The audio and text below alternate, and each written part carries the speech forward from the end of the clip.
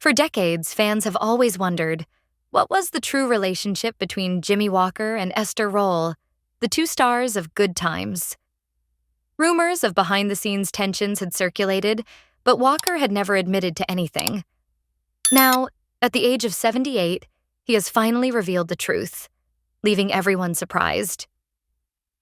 To understand Jimmie Walker's trajectory, one must begin in the Bronx of the late 1940s, a neighborhood synonymous with economic struggle, crowded housing projects, and the relentless churn of working-class survival.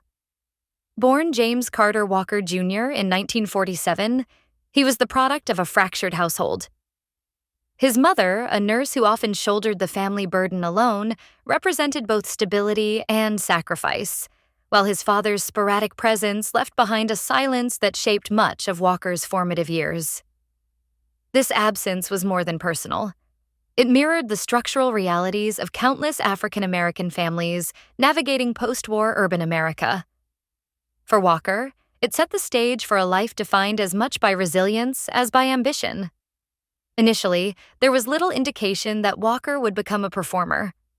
Fascinated by circuits, signals, and technology, he studied electronics and earned work as a radio engineer, an occupation far removed from the spotlight. Yet the Bronx was not just an incubator for hardship, it was a crucible of voices, humor, and survival tactics. In the rhythm of street conversations and the raw immediacy of urban life, Walker discovered his comedic instincts. Transitioning from the anonymity of technical work to the vulnerability of stand-up comedy was a radical leap. But comedy in the 1960s and early 1970s had become a space where African American performers could challenge stereotypes, court controversy, and, at times, achieve cultural breakthrough. That breakthrough came in 1974, when Walker was cast in Norman Lear's Good Times. His role as James J. Evans Jr., the eldest son of a Black working-class family in a Chicago housing project, catapulted him into national prominence. With his infectious grin, lanky physicality, and especially his trademark exclamation, "DYNOMITE," Walker transformed from a struggling comic to a household name. The catchphrase was not just popular, it was a marketing juggernaut. Viewers repeated it, advertisers exploited it, and television executives saw it as the show's hook.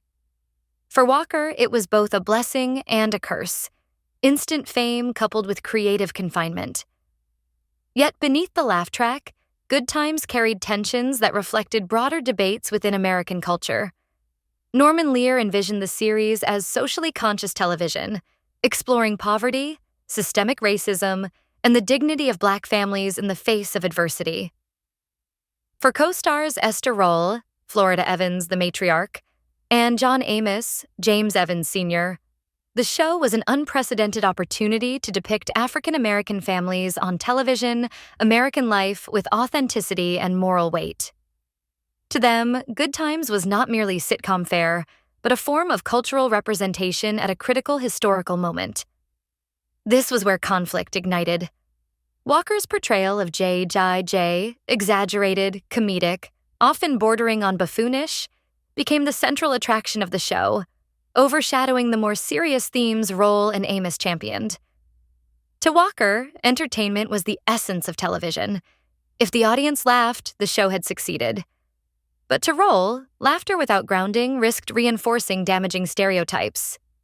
She saw in Walker's character the danger of reducing Black identity to caricature, precisely when television had the rare chance to challenge those tropes. The ideological clash was not simply between two actors, but between two visions of what representation on television should mean. The friction between Walker and Rolle became a defining narrative behind the scenes. Rolle publicly criticized the direction of JJ's character, insisting that Good Times should reflect dignity and resilience rather than slapstick. Walker, for his part, leaned into the role that gave him fame, even if it alienated colleagues. Their opposing philosophies were never fully reconciled, and the discord cast a shadow over the show's legacy. For audiences, the tension manifested in tonal shifts.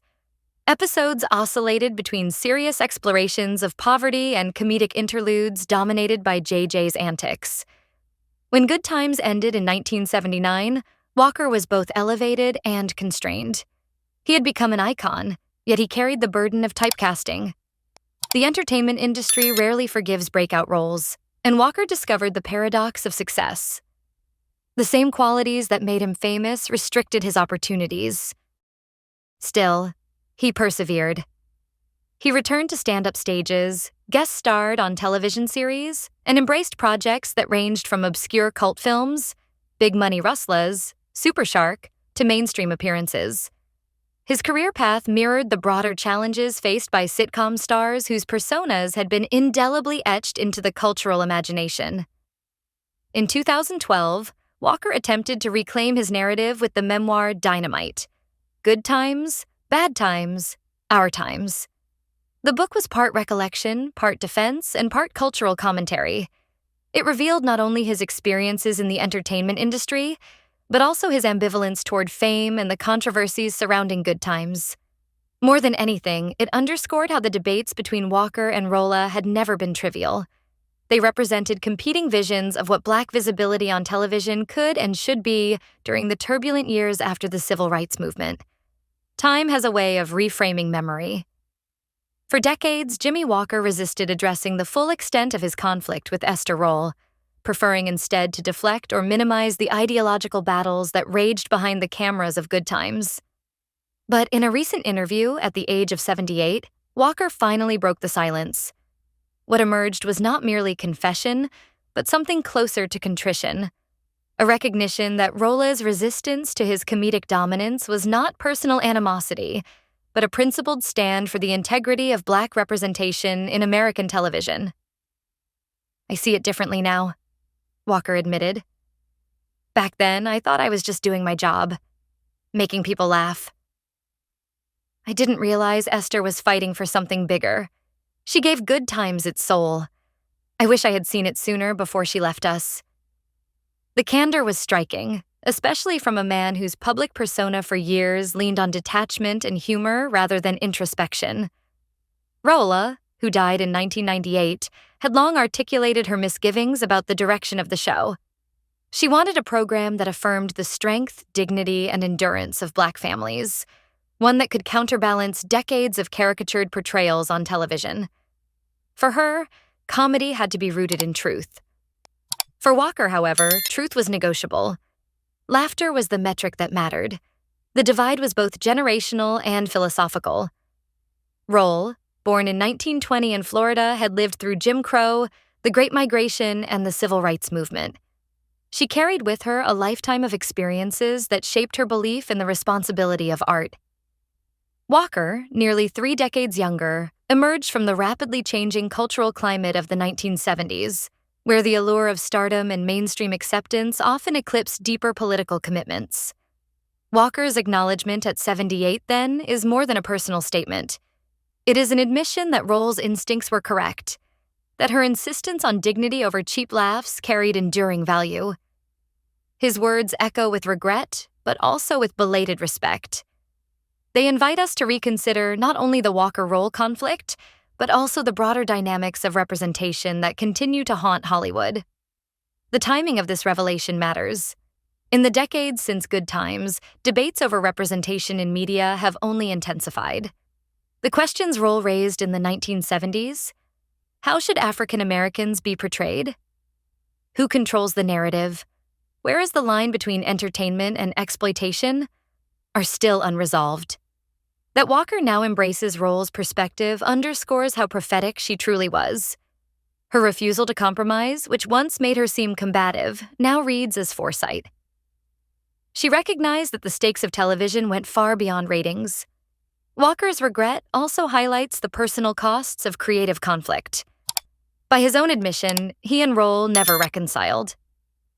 She passed away before the two could find common ground. The finality of that silence weighs heavily on Walker's words today. His reflections are tinged with the melancholy of opportunities lost, not only for friendship but for understanding. In Hollywood, as in life, timing is everything. Walker's admission arrives too late for Rolle to hear it, yet it is precisely this lateness that gives his words their poignancy. At the height of Good Times mania, Walker was insulated by popularity. Fans adored him, producers catered to him, and the catchphrase, dynamite became a cultural currency. In that environment, the critique of a co-star could feel like an obstacle rather than a warning. Only with the perspective of decades and the sobering weight of age can he now see Rolle's interventions for what they were, an attempt to safeguard the dignity of her community on a platform that reached millions of households. This reframing also complicates Walker's legacy. While his comedic brilliance is undeniable, the admission casts him in a more vulnerable light. He becomes not just the quick-witted performer, but also the man who, by his own acknowledgement, failed to grasp the moral stakes of his work until it was too late.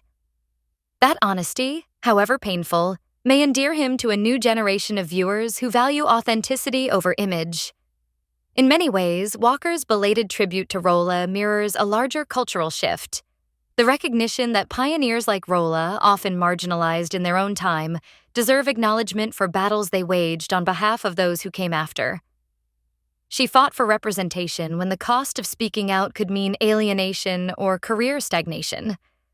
Today, her stance resonates more than ever. Walker's words at 78 are not simply about revisiting the past. They are about reshaping the narrative of Good Times itself. For decades, the sitcom has been remembered primarily for its humor and its iconic catchphrase. But his admission invites us to view the series as a contested space where competing visions of Black identity clashed, sometimes painfully. Rolle's insistence on depth, now validated by Walker, ensures that her contributions cannot be reduced to footnotes. The story of JIMMIE WALKER and ESTHER ROLLE shows us that behind the glitz and glamour of the screen lies silent struggles to preserve artistic value and social messages. Sometimes it takes a lifetime to realize who truly gave a work its soul. Do you remember Good Times and the legendary role of J.J. Evans? Share your thoughts in the comments, and don't forget to like and subscribe to the channel to uncover more surprising behind-the-scenes stories about your favorite stars.